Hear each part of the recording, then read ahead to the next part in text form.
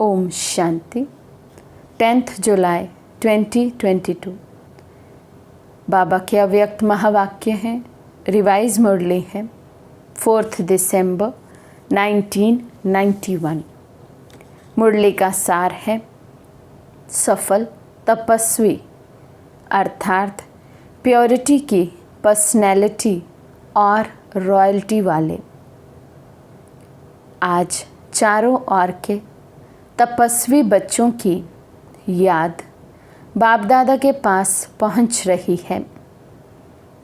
कोई साकार में सन्मुख याद का रिटर्न मिलन मना रहे हैं, कोई बच्चे आकारी रूप में याद और मिलन का अनुभव कर रहे हैं। तो हर एक बच्चे की याद बाप दादा के पास पहुंच रही है।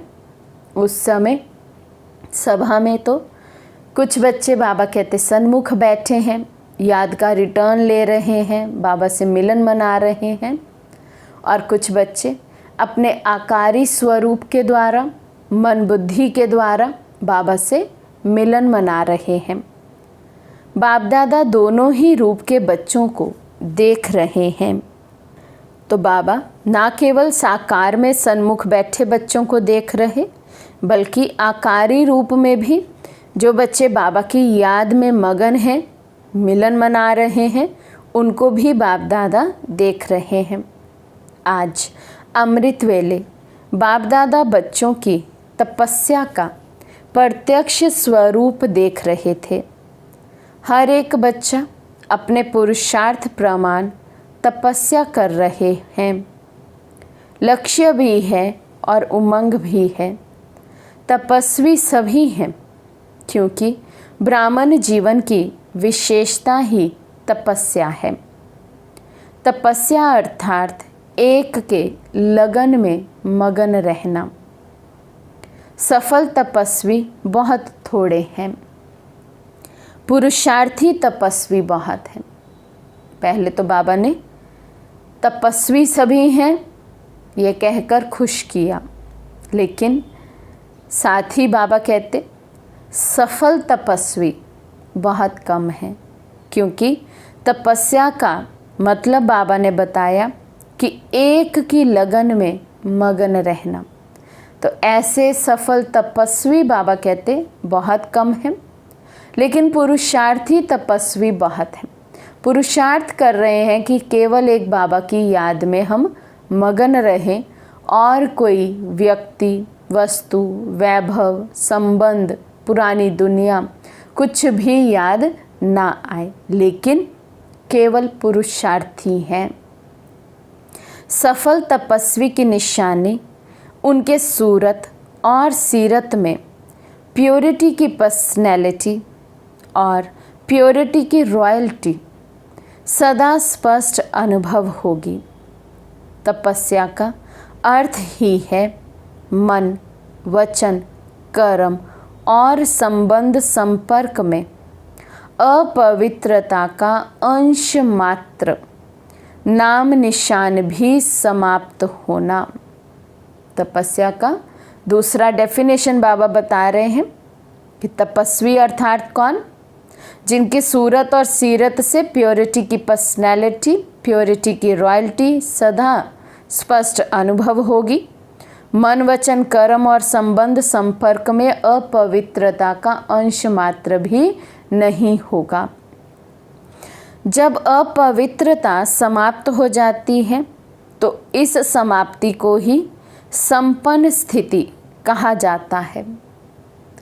आत्मा में 1% भी, अंश मात्र भी जब अपवित्रता ना रहे, बाबा कहते ये है आत्मा की संपन्न स्टेज। सफल तपस्वी अर्थात सदा स्वतः पवित्रता की पर्सनैलिटी और रॉयल्टी हर बोल और कर्म से, दृष्टि और वृत्ति से अनुभव हो। प्योरिटी सिर्फ ब्रह्मचर्य नहीं, संपूर्ण पवित्रता अर्थात संकल्प में भी कोई भी विकार टच ना हो। संपूर्ण प्योरिटी बाबा कहते, अर्थात संकल्प में भी कोई भी विकार मुझे टच नहीं करे। काम, क्रोध, मोह, लोभ, अहंकार, ईर्ष्या, द्वेष, घृणा, आलस्य, अलबेलापन और बहुत छोटी छोटी सी विकार, किसी भी विकार का अंश भी मुझ में ना हो। यह है संपूर्ण प्योरिटी। जैसे ब्राह्मण जीवन में शारीरिक आकर्षण व शारीरिक टचिंग अपवित्रता मानते हो, ऐसे मन बुद्धि में किसी विकार के संकल्प मात्र की आकर्षण व टचिंग, इसको भी अपवित्रता कहा जाता है। पवित्रता की पर्सनैलिटी वाले, रॉयल्टी वाले मन बुद्धि से भी इस बुराई को टच नहीं करते, क्योंकि सफल तपस्वी अर्थात संपूर्ण वैष्णव कभी बुरी चीज को टच नहीं करते हैं। तो उन्हों का है स्थूल, आप ब्राह्मण वैष्णव आत्माओं का है सूक्ष्म। दुनिया में जो स्वयं को वैष्णव कहते हैं, वे नॉनवेज नहीं खाएंगे, शराब नहीं पिएंगे, तो कहते हम वैष्णव हैं, हम किसी भी बुरी चीज़ को टच नहीं करते हैं।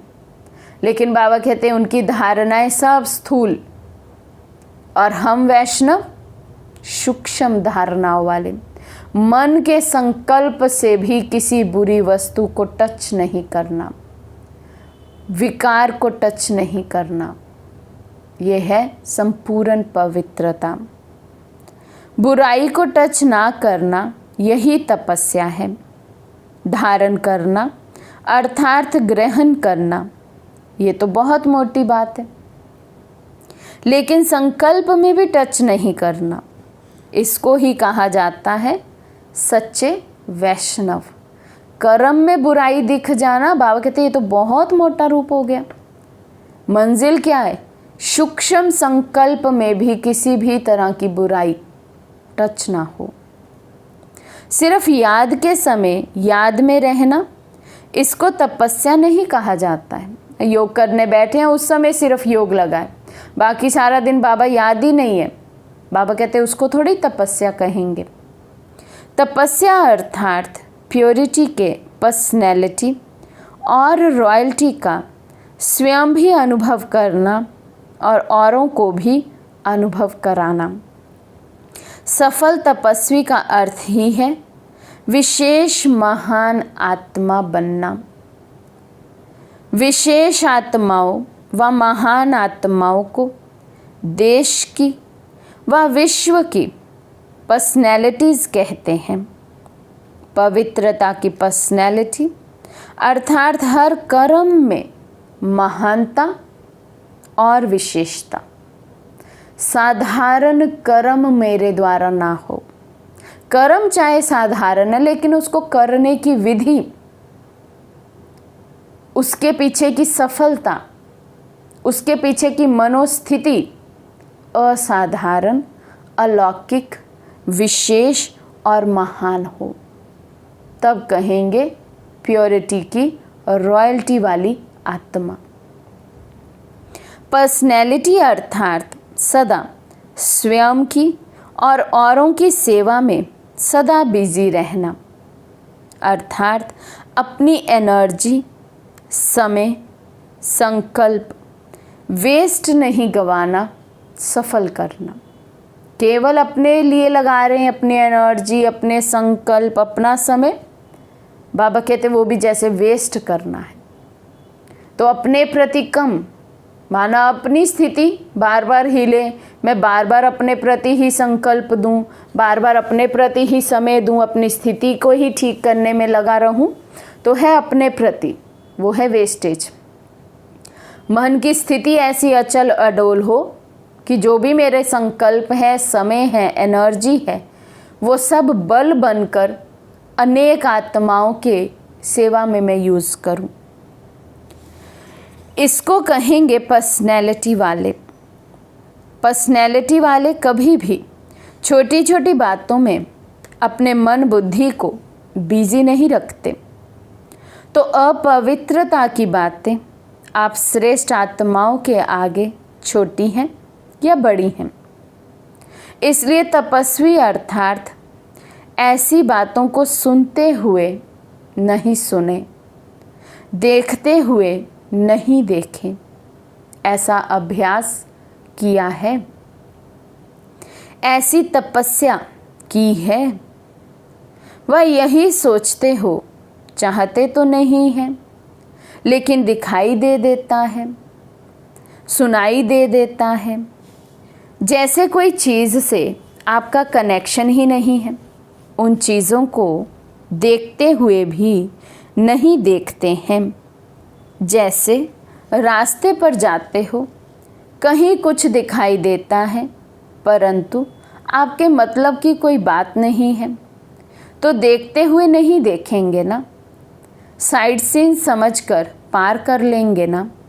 ऐसे जो बातें सुनते हो, देखते हो, आपके काम की नहीं है, तो सुनते हुए नहीं सुनो, देखते हुए ना देखो। अगर मन बुद्धि में धारण किया कि ये ऐसे हैं, ये वैसे हैं, इसको कहा जाएगा व्यर्थ बुराई को टच किया। अर्थात सच्चा वैष्णवपन संपूर्ण रूप से नहीं है। प्योरिटी के पर्सनैलिटी में परसेंटेज कम, अर्थात तपस्या की परसेंटेज कम। तो समझा तपस्या क्या है? इसी विधि से अपने आप को चेक करो। तपस्या वर्ष में तपस्या का प्रत्यक्ष स्वरूप प्योरिटी की पर्सनैलिटी अनुभव करते हो। पर्सनैलिटी कभी छिप नहीं सकती, प्रत्यक्ष दिखाई ज़रूर देती है। जैसे साकार ब्रह्मा बाप को देखा, प्योरिटी की पर्सनैलिटी कितनी स्पष्ट अनुभव करते थे। ये तपस्या के अनुभव की निशानी अब आप द्वारा औरों को अनुभव हो। सूरत और सीरत दोनों द्वारा अनुभव करा सकते हो। अभी भी कई लोग अनुभव करते भी हैं, लेकिन इस अनुभव को और स्वयं द्वारा औरों में फैलाओ।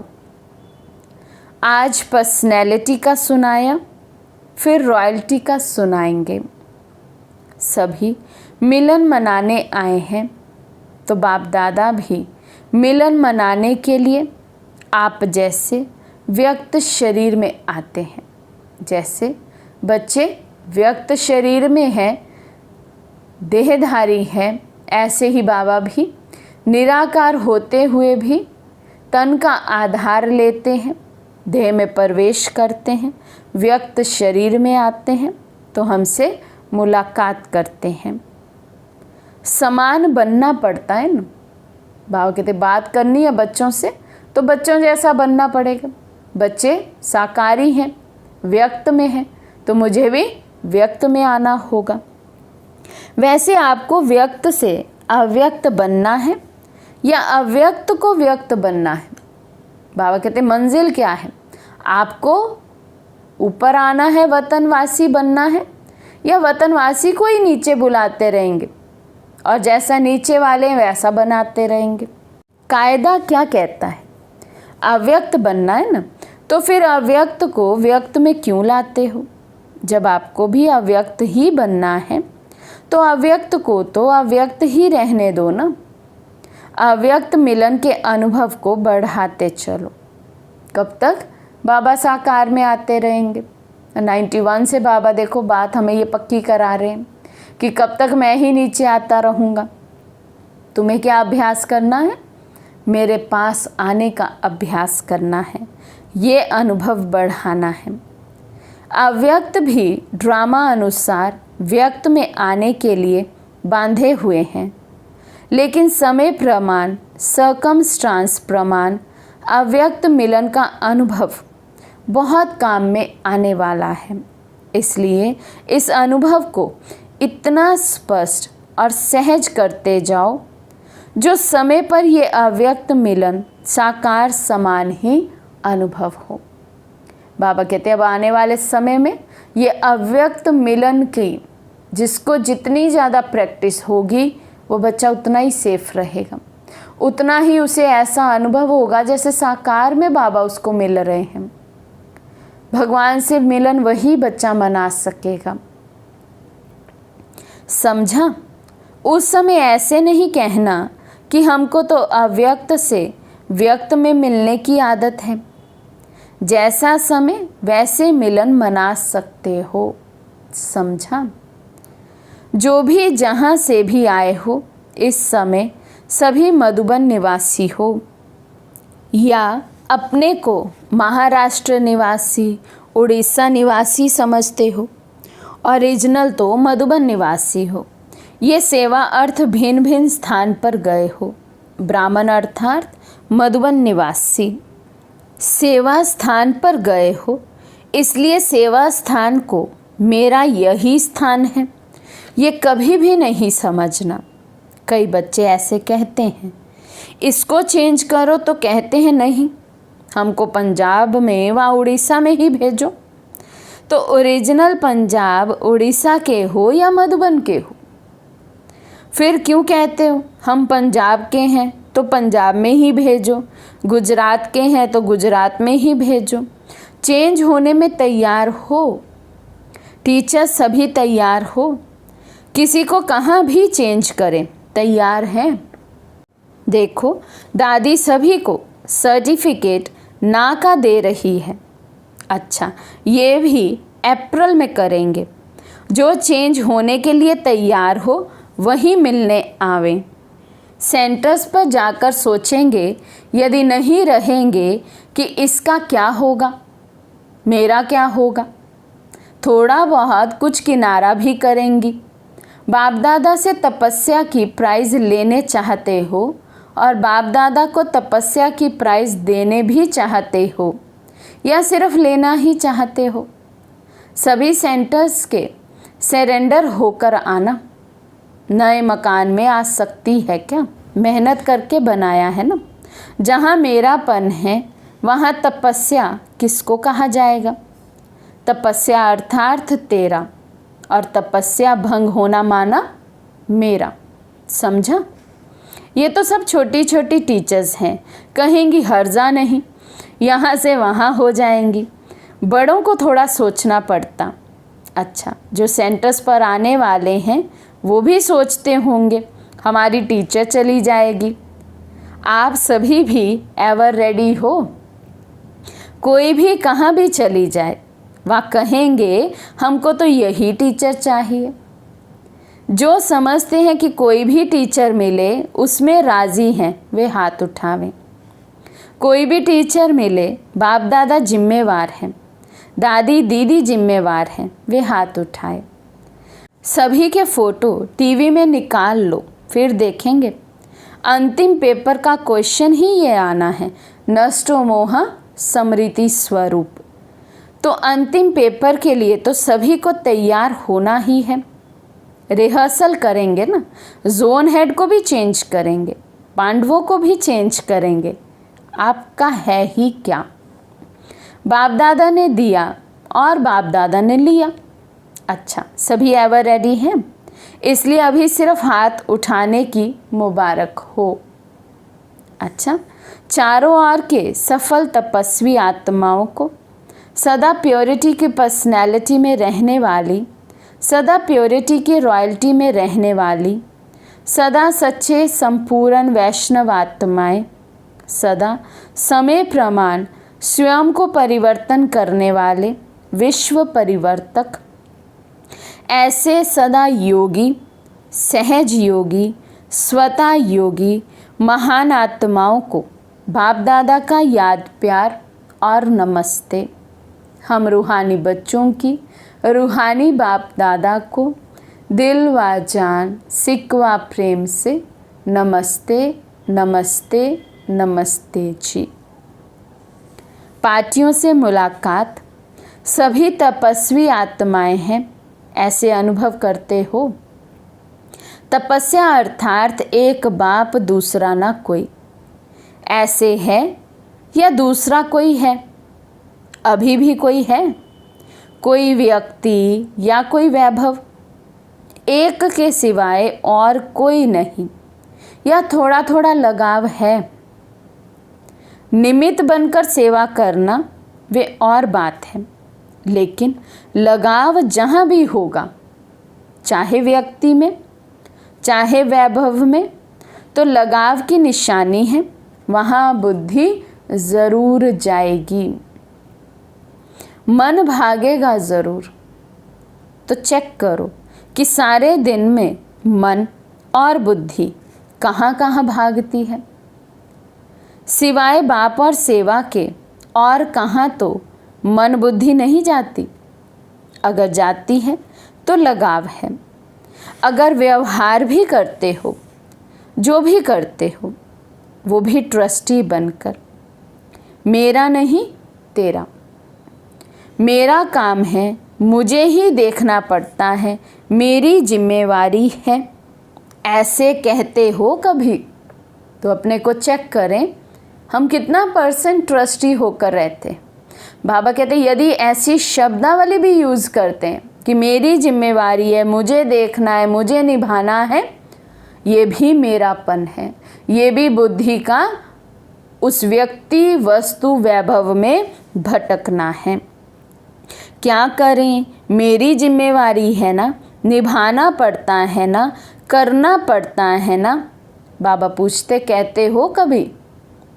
या तेरा तेरे अर्पण मेरा कहाँ से आया? तो ये बोल भी नहीं बोल सकते हो। मुझे ही देखना पड़ता है, मुझे ही करना पड़ता है, मेरा ही है, निभाना ही पड़ेगा। मेरा कहाँ और बोझ हुआ, बाप का है, बाप करेगा, मैं निमित्त हूँ तो हल्के। बोझ उठाने की आदत तो नहीं है। बाबा पूछ रहे हैं अभी भी भगवान का बनने के बाद भी स्वयं ही तो बोझ उठाकर नहीं घूम रहे, ऐसी आदत तो नहीं पड़ी हुई। 63 जन्म बोझ उठाया ना।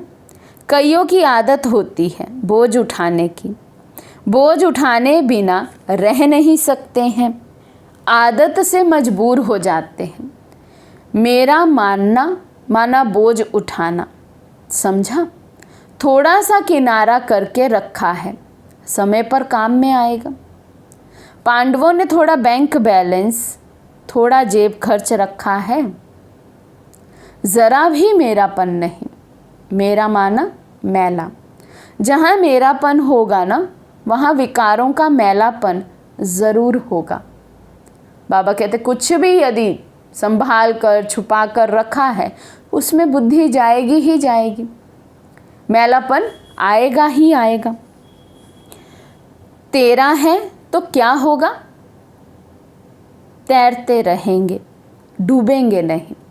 सब कुछ तेरा तेरा बाबा के हवाले करते रहेंगे तो बाबा कहते तैरते रहेंगे। और जहाँ मेरा मेरा आया, बाबा कहते समझो डूब गए। तैरने में तो मज़ा आता है ना। तो तपस्या अर्थात तेरा, मेरा नहीं। अच्छा, ये ईस्टर्न जोन है। सूर्य उदय होता है ना, तो ईस्टर्न जोन वालों के पास बाप के साथ का यादगार सूर्य सदा ही चमकता है ना। सभी तपस्या में सफलता को प्राप्त कर रहे हो ना। तपस्या में संतुष्ट हो, अपने चार्ट से संतुष्ट हो या अभी होना है। ये भी एक लिफ्ट की गिफ्ट है। गिफ्ट जो होती है उसमें खर्चा नहीं करना पड़ता, खरीदने की मेहनत नहीं करनी पड़ती। एक तो है अपना पुरुषार्थ और दूसरा है विशेष बाप द्वारा गिफ्ट मिलना। तो तपस्या वर्ष एक गिफ्ट है, सहज अनुभूति की गिफ्ट। जितना जो करना चाहे कर सकता है, मेहनत कम, निमित्त मात्र और प्राप्ति ज़्यादा कर सकते हैं। अभी भी समय है, वर्ष पूरा नहीं हुआ है। अभी भी जो लेने चाहो ले सकते हो। इसलिए सफलता का सूर्य ईस्ट में जगाओ। सदा सभी खुश हैं या कभी कभी कुछ बातें होती तो नाखुश भी होते हो। खुशी बढ़ती जाती है, कम तो नहीं होती। बाबा पूरा आज चार्ट पूछ रहे हैं, बच्चे सदा खुश रहते हैं या कुछ भी छोटी सी भी बात आ गई और खुशी गायब हो जाती है। माया जीत हो या माया के रंग दिखा देती है। वे कितना भी रंग दिखाए, मैं मायापति हूँ। माया रचना है, मैं मास्टर रचयिता हूँ। तो खेल देखो लेकिन खेल में हार नहीं खाओ। भल बाबा कहते माया आए, कैसा भी अपना रंग, कैसा भी अपना रूप दिखाए, लेकिन आप बच्चे सदा इस स्वमान में स्थित रहो कि मैं मायापति हूँ, मैं विजयी रतन हूँ, मैं हार नहीं खा सकता। कितना भी माया अनेक प्रकार का खेल दिखाए, आप देखने वाले मनोरंजन समझकर देखो। देखते देखते हार नहीं जाओ। साक्षी होकर के, न्यारे होकर के देखते चलो। सभी तपस्या में आगे बढ़ने वाले, गिफ्ट लेने वाले होना। सेवा अच्छी हो रही है, स्वयं के पुरुषार्थ में उड़ रहे हैं और सेवा में भी उड़ रहे हैं। सभी फर्स्ट हैं, सदा फर्स्ट रहना, सेकंड में नहीं आना। फर्स्ट रहेंगे तो सूर्यवंशी बनेंगे, सेकंड बने तो चंद्रवंशी। फर्स्ट नंबर माया जीत होंगे, कोई समस्या नहीं, कोई प्रॉब्लम नहीं, कोई क्वेश्चन नहीं, कोई कमज़ोरी नहीं। फर्स्ट नंबर अर्थात फास्ट पुरुषार्थ। जिसका फास्ट पुरुषार्थ है वो पीछे नहीं हो सकता। सदा साक्षी और सदा बाप के साथी, यही याद रखना। अच्छा, आज का वरदान है, सदा उत्साह में रहे, निराशावादी को आशावादी बनाने वाले सच्चे सेवाधारी भव। सदा उत्साह में रहे, निराशावादी को आशावादी बनाने वाले सच्चे सेवाधारी भव। ब्राह्मण अर्थात हर समय उत्साह भरे जीवन में उड़ने और उड़ाने वाले। उनके पास कभी निराशा आ नहीं सकती, क्योंकि उनका ऑक्यूपेशन है निराशावादी को आशावादी बनाना। यही सच्ची सेवा है। सच्चे सेवाधारियों का उत्साह कभी कम नहीं हो सकता। उत्साह है तो जीवन जीने का मज़ा है। जैसे शरीर में श्वास की गति यथार्थ चलती है तो अच्छी तंदुरुस्ती मानी जाती है, ऐसे ब्राह्मण जीवन अर्थात उत्साह, निराशा नहीं। स्लोगन है, बीती को बीती कर दो और बीती बातों से शिक्षा लेकर आगे के लिए सावधान रहो। बीती को बीती कर दो और बीती बातों से शिक्षा लेकर आगे के लिए सावधान रहो। अच्छा, ओम शांति।